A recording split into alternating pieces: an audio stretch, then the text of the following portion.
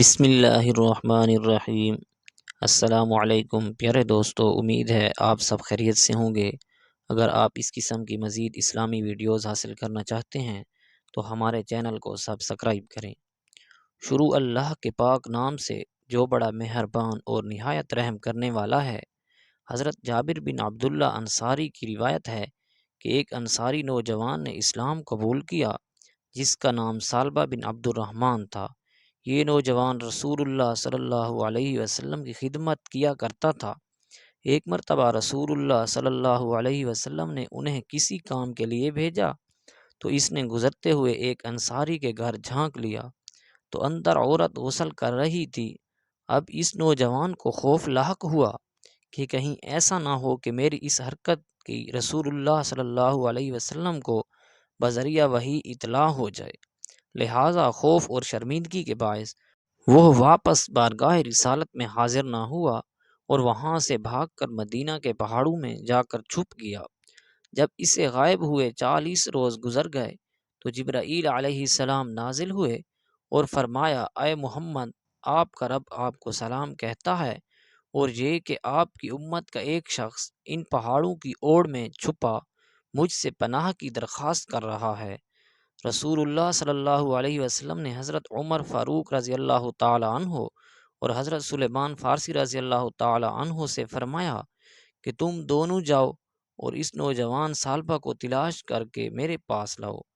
یہ دونوں حضرات مدینہ منورہ سے ان پہاڑوں کی طرف تلاش میں نکلے۔ راستے میں مدینہ منورہ کے نوافع نامی ایک چرواہے سے ملاقات ہو گئی تو اس سے پوچھا، کیا تم نے ان پہاڑوں کے دامن میں سالبہ نامی کسی نوجوان کو تو نہیں دیکھا؟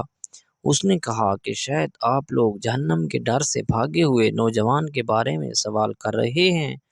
حضرات نے کہا، تم کو یہ کیسے معلوم ہوا کہ وہ جہنم سے بھاگا ہوا ہے؟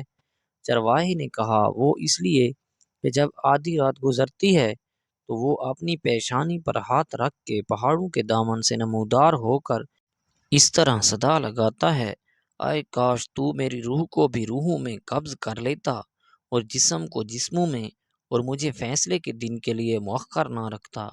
حضرت عمر رضی اللہ تعالی عنہ نے فرمایا کہ ہاں، ہم اسی نوجوان کی تلاش میں ہیں۔ تو چرواہا انہیں پہاڑوں کی طرف لے کر چلا، یہاں تک کہ جب آدھی رات کا وقت ہوا تو وہ نوجوان حسب معمول اپنی پیشانی پر ہاتھ رکھ کے نمودار ہوا اور وہی الفاظ دہرائے، اے کاش تو میری روح کو بھی روحوں میں قبض کر لیتا۔ اس دوران حضرت عمر رضی اللہ تعالی عنہ نے جھپٹ کر اسے گود میں اٹھا لیا تو اس نے پوچھا کہ رسول اللہ صلی اللہ علیہ وسلم کو اس کے بارے میں معلوم پڑ گیا ہے؟ فرمایا، یہ تو مجھے معلوم نہیں، البتہ کل شام آپ صلی اللہ علیہ وسلم نے تمہیں یاد کیا، پھر مجھے اور سلیمان کو تمہاری تلاش میں بھیج دیا کہ جاؤ سالبہ کو ڈھونڈ کر لاؤ۔ اس نے کہا کہ پھر ایسا کرو، مجھے اس وقت بارگاہ اقدس میں لے چلو جب آپ صلی اللہ علیہ وسلم نماز پڑھ رہے ہوں۔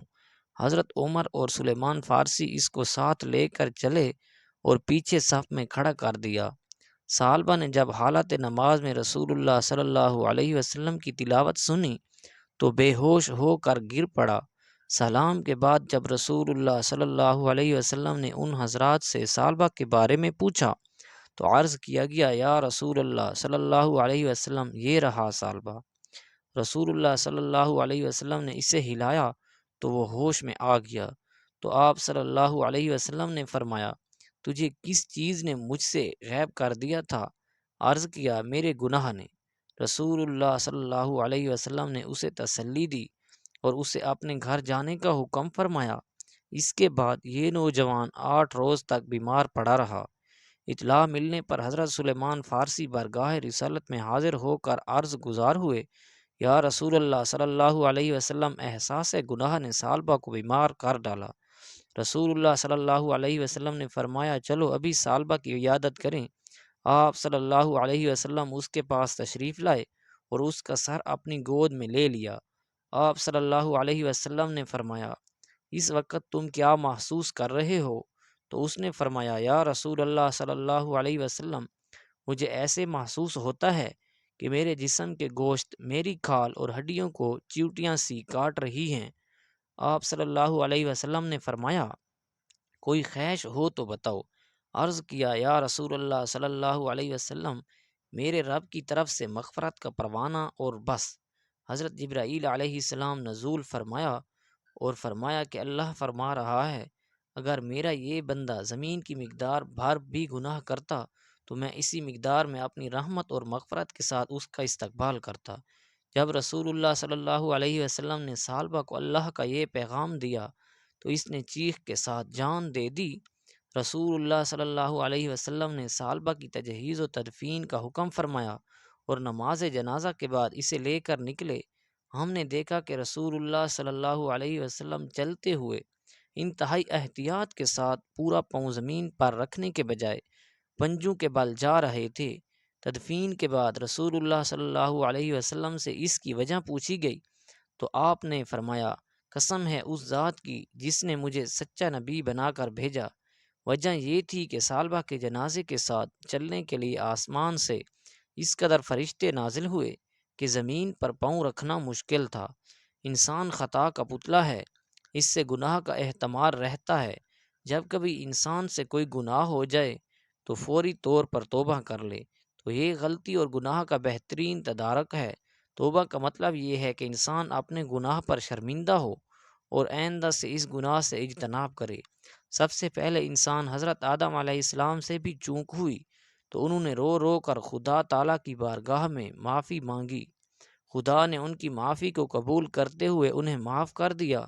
اس کے مقابلے میں شیطان سے بھی گناہ ہوا مگر اس نے گناہ پر کوئی شرمندگی کا اظہار نہ کیا بلکہ گناہ پر ڈٹ گیا تو اللہ تعالیٰ نے اس کو قیامت تک راندہ درگاہ کر دیا۔